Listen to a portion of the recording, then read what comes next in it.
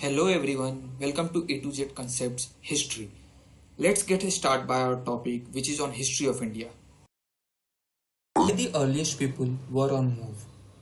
We know about people who lived in the subcontinent as early as 2 million years ago. Today we describe them as hunter-gatherers. The name comes from the way in which they got their food. Generally they hunted wild animals, caught fish and birds, gathered fruits, roots, nuts, seeds, leaves, stalks and eggs. Hunter-gatherers move from place to place. There are many reasons for this. First, if they had stayed at one place for a long time, they would have eaten all the available plants and animals resources.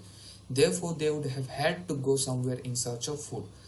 Second, animals move from place to place either in search of smaller prey or in the case of deer and wild cattle, in search of grass and leaves. That is why those who have hunted them had to follow their movement. Third, plants and trees bear fruits in different seasons, so people may have had moved from season to season in search of different kinds of plants. Fourth, people, plants, and animals need water to survive. Water is found in lakes, streams, and rivers. While many rivers and lakes are perennial, that is, with water throughout the year, others are seasonal. People living on the banks would have had to go in search of water during the dry season, that is, winter and summer. How do we know about the earliest people?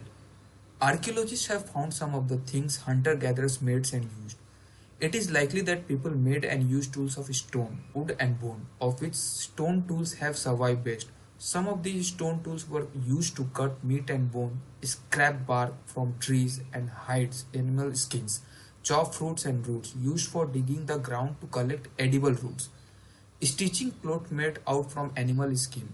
Some may have been attached to handle of bone or wood to make spears and arrow for hunting. Other tools were used to chop wood, which was used as firewood. Wood was also used to make huts and tools. Choose a place to live in. Look at this map. All the places marked with red triangles are sites from which archaeologists have found evidence of hunter-gatherers. Hunter-gatherers lived in many more places, only some places are shown on this map. Many sites were located near source of water, such as rivers and lakes. As stone tools were important, people tried to find places where good quality of stone was easily available. Bhimbetka in present-day Madhya Pradesh, this is an old site with caves and rock shelters. People choose these natural caves because they provide shelter from the rain, heat and wind. These rock shelters are close to the Narmada Valley. How they found fire. Find the Kurnaul caves on this map. Traces of ash have been found there. This suggests that people were familiar with the use of fire. Fire could have been used for many things as a source of light, to roast meat, and to scare away animals. Names and dates. Archaeologists have given lengthy names for the time that we are studying. They call the earliest period the Paleolithic.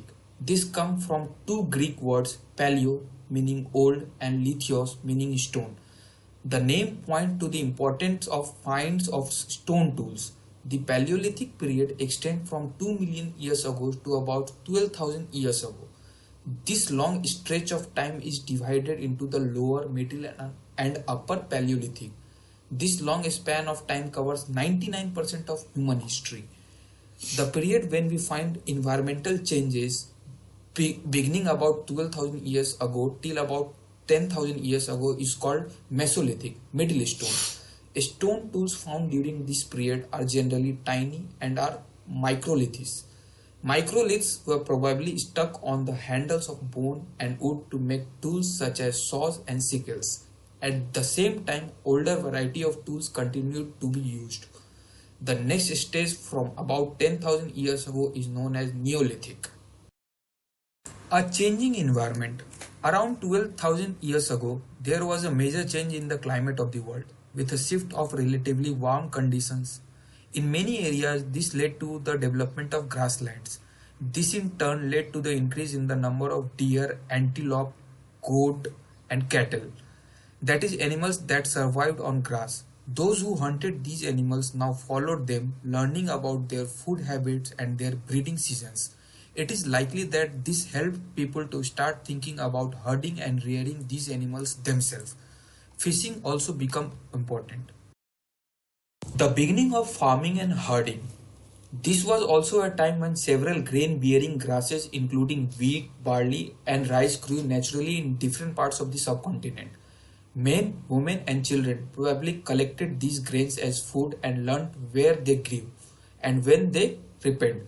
This may have led them to think about growing plants on their own. In this way, people become farmers.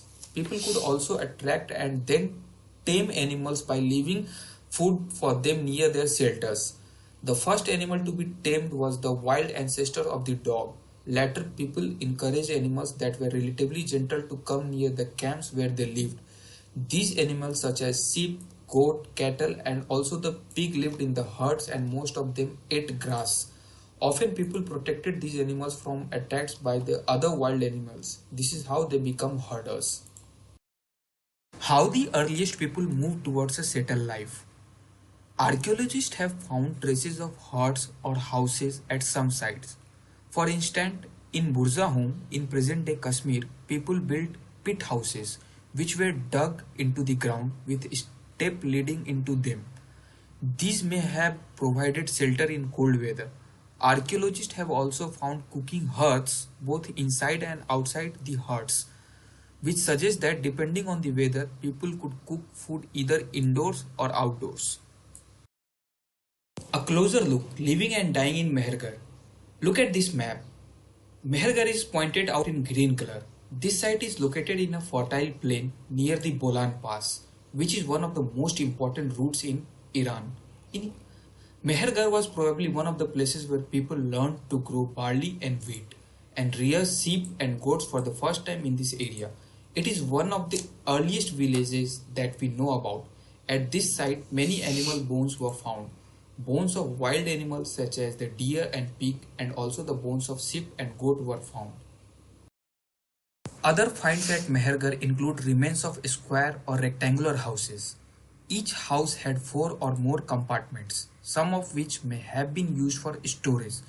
When people die, their relatives and friends generally pay respect to them. People look after them, perhaps in the belief that there is some form of life after death. Burial is one such arrangement. Several burial sites have been found at Mehergarh. In one instance, the dead person was buried with goats which were probably meant to serve as food in the next world.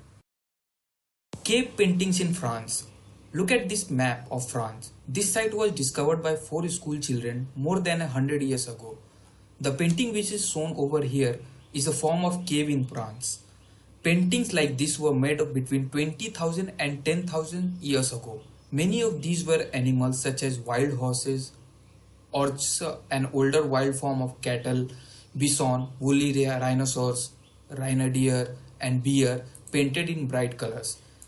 These colors were made from minerals like orche or iron ore and charcoal. It is possible that these paintings were done on ceremonial occasions, or perhaps they were made for special rituals performed by hunters before they went in search of prey. The map of Turkey is shown here. One of the most famous Neolithic sites, Cattle Huyuk, was found in Turkey. Several things were brought from great distances: flint from Syria, cowries from the Red Sea, shells from the Mediterranean Sea, and used in the settlement. Remember, there were no carts. Most things would have been carried on the backs of pack animals such as cattle or by people.